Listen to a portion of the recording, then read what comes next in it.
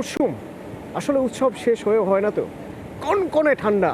আর এই কনকনে ঠান্ডায় অনেকেই গঙ্গাসাগরে গিয়েছেন পুণ্য স্নান করতে। গঙ্গাসাগর, সব তীর্থ বারবার, গঙ্গাসাগর একবার। সেই গঙ্গাসাগরের ছবি একবার তো দেখতেই হয়। সংক্রান্তির দিন আছে গঙ্গাসাগরে পুণ্য স্নান, তার সঙ্গে কপিল মুনির আশ্রম, সেখানে পুজো দেওয়া। মন্ত্রী সুজিত বসু তিনিও গিয়েছেন, পুণ্য স্নান করেছেন। তো সেই গঙ্গাসাগর কেমন জমে উঠেছে, মিনি ভারত বলা হয় গঙ্গাসাগরকে। আমার সঙ্গে আমার প্রতিনিধি অর্পণ সরাসরি রয়েছে গঙ্গাসাগর থেকে। অর্পণ, গঙ্গাসাগরের এক টুকরো ছবি একটু দেখতে চাই।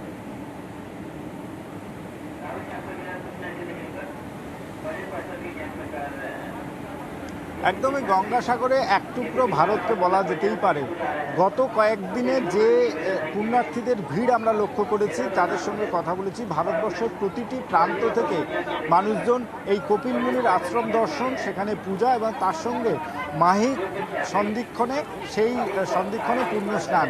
আমি রয়েছে কপিল মুনি আশ্রমের সামনে। ছবিটা দেখলেই তুমি বুঝতে পারবে যে এখনো পর্যন্ত কত মানুষ তারা পুজোর জন্য অপেক্ষা করছে।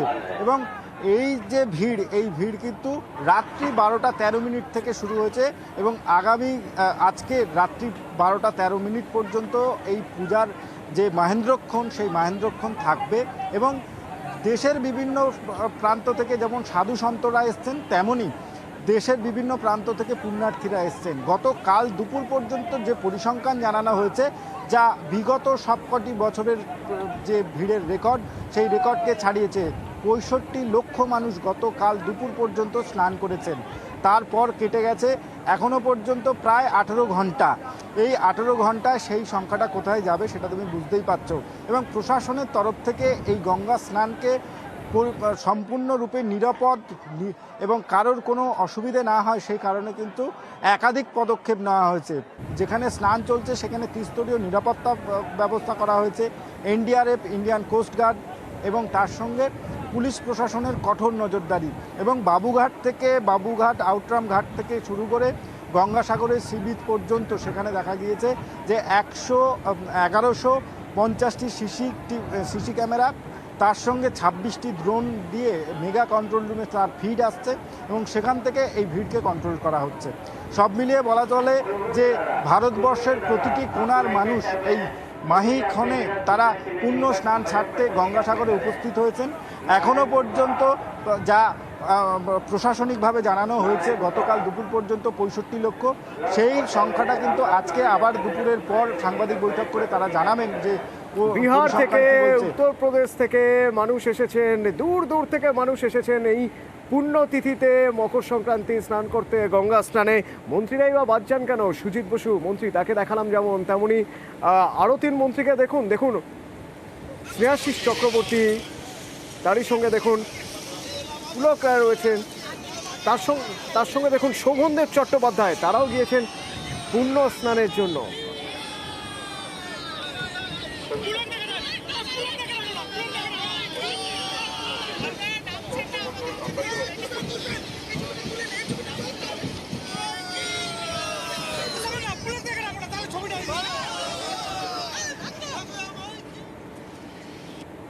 গঙ্গাসাগর থেকে একই রকম ছবি কংসাবতীতে দেখুন, মেদিনীপুরের কংসাবতীতে, সেখানেও সংক্রান্তি স্নান হচ্ছে।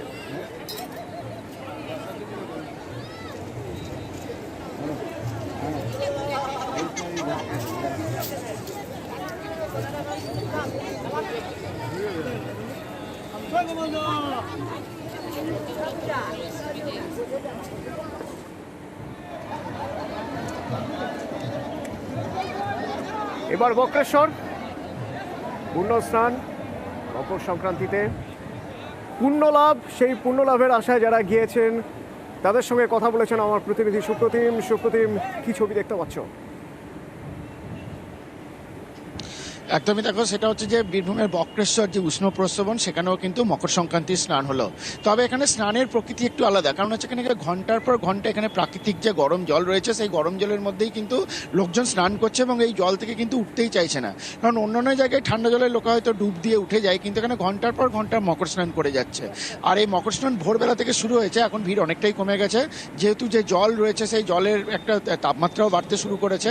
আর এইভাবেই কিন্তু মকর স্নানে স্নান করার পর তারা কিন্তু যে বক্রেশ্বর মন্দির রয়েছে, শিব মন্দির, সেখানে পুজো দিচ্ছেন মকর সংক্রান্তির দিনে। আর এইভাবেই কিন্তু বক্রেশ্বরে এই মকর স্নান চলছে।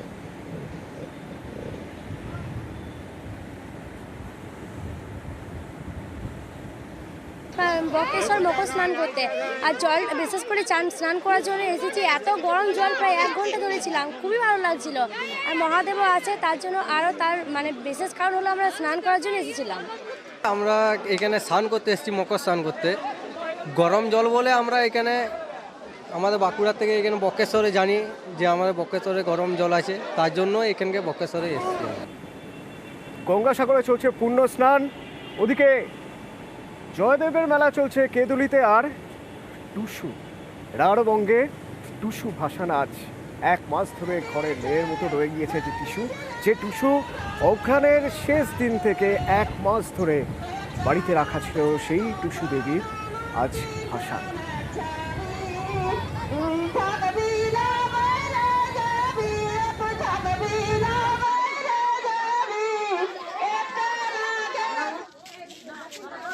ওই 1 মাস তো রেখেছিলাম, তার জন্য আজকে খুবই মন খারাপ, মনে কাঁদতে কাঁদতে মাকে বিদায় দিচ্ছি।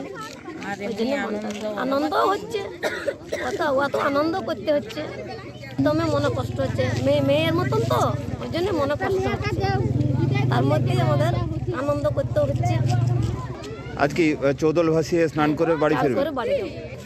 আমরা সারা পৌষ মাস ধরে টুসুকে নিজের মেয়ের মতো ভেবে পালন করেছি, আর সেই টুসুকে আজ মানে শ্বশুর ঘর পাঠিয়ে দিতে হচ্ছে। এর নিজের মেয়েকে বিদায় দিতে যতটা কষ্ট হয়, টুসুকে ততটাই কষ্ট হচ্ছে আমাদের। আর ওই যে ওদিকে অজয়ের তীরে কেঁদুলি, জয়দেব মেলা, বাউল গানে আকাশ বাতাস মুখরিত হয়ে উঠছে।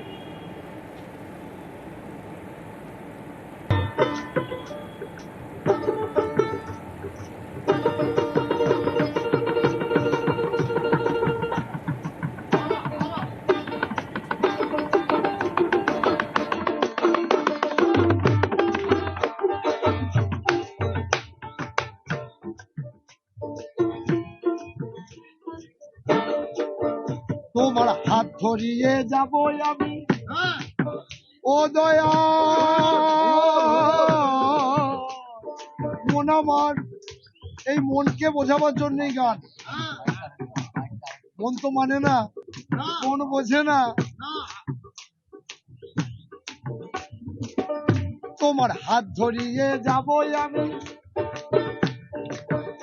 আমার যা কিছুই অপরাধ ঘটে গুরু গো সামলাবে তুমি, ও দয়া